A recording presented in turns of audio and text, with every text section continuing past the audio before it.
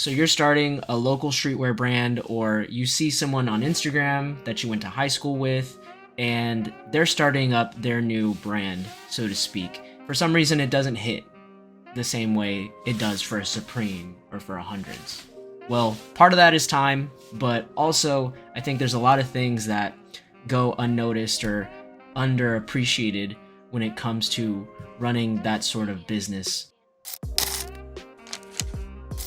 Now, this isn't of lack of creativity, this isn't a lack of tenacity and courage to learn how to screen print and create your own brand and make your mark on the local fashion scene.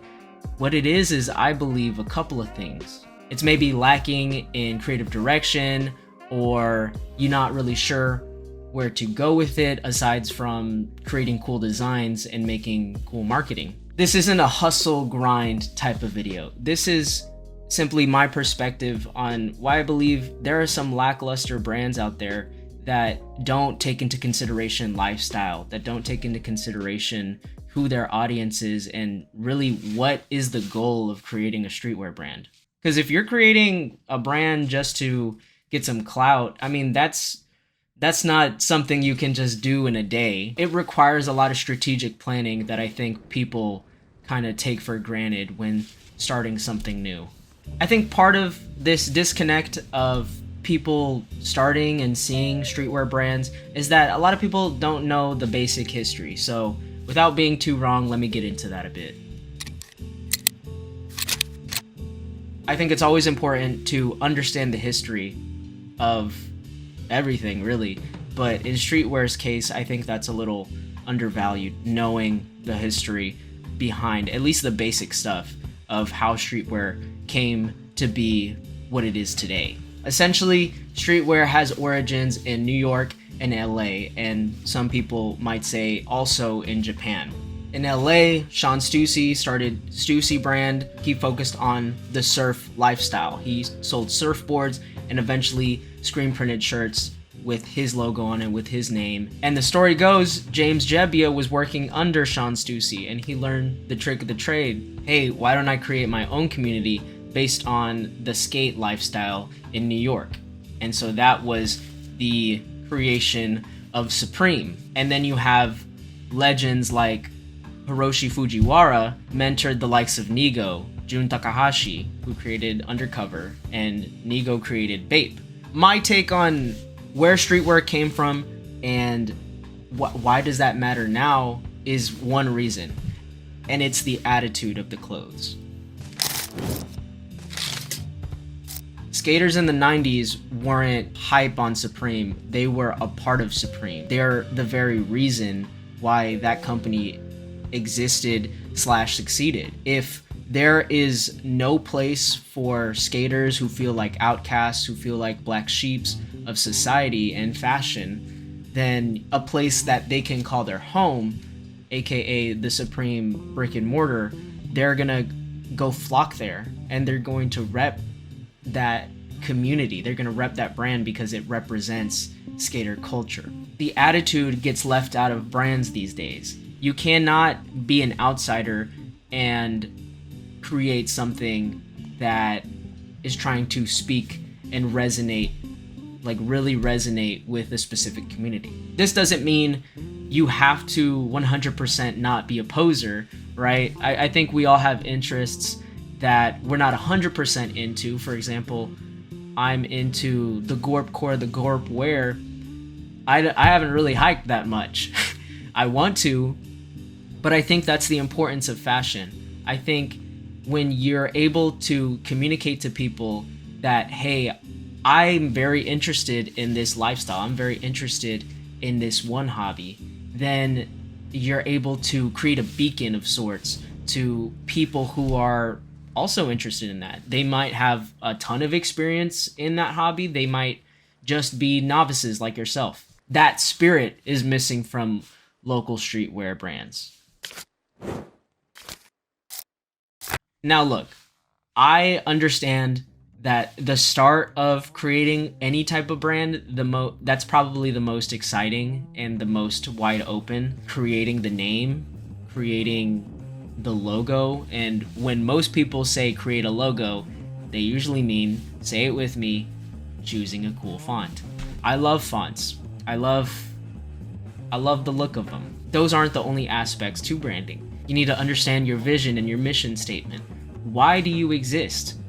You know, that is something that I feel like people don't ask themselves. Why do I exist? You know, am I just living? Why am I here? People believe if you build it, they will come. And that's true, but you have to know what you're building. You know, if you're a running type brand, are you a more competitive brand? Are you a more chill, social running club?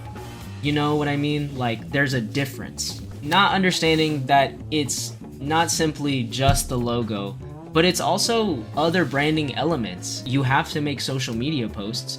What is the feed gonna look like? What kind of video direction are you going for? Have you mood boarded at all? I think understanding your branding, it should take a lot of time of you mood boarding, of you writing out word maps, of you understanding really what you're about. What kind of keywords and buzzwords do you want to associate with your brand?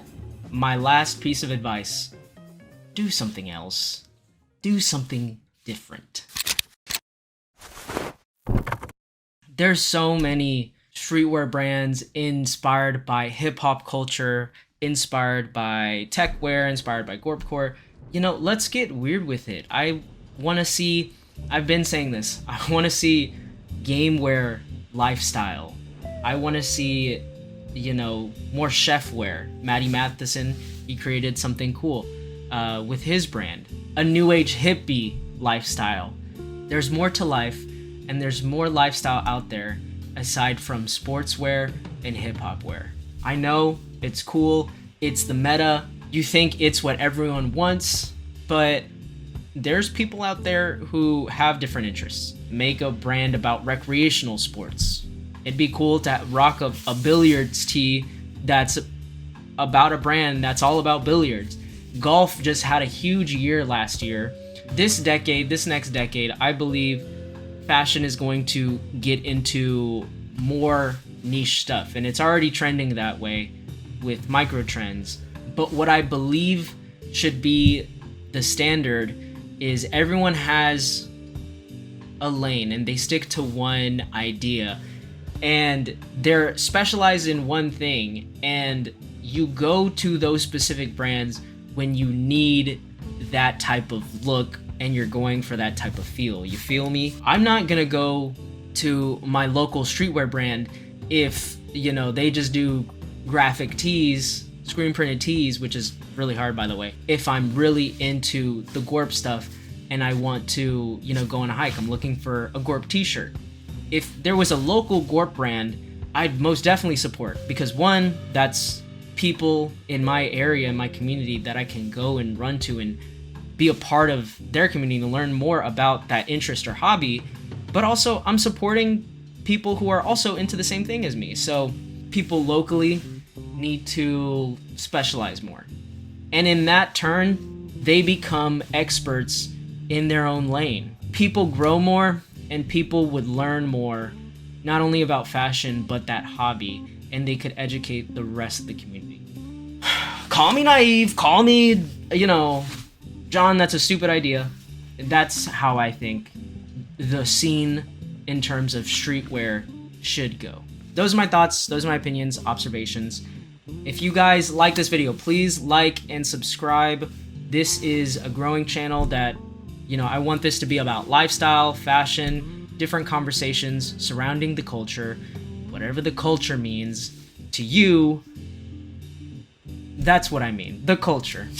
Guys, I am starting a Patreon, so if you like this video at all and you like subsequent videos to come, then please consider becoming a member of the Patreon. I'm going to be uploading vlogs there and creating a Discord so that when we grow this community, when we grow this lifestyle community, you guys can come into the Discord, have conversations, we can critique each other's brands, stuff like that, similar to a Reggie Casual.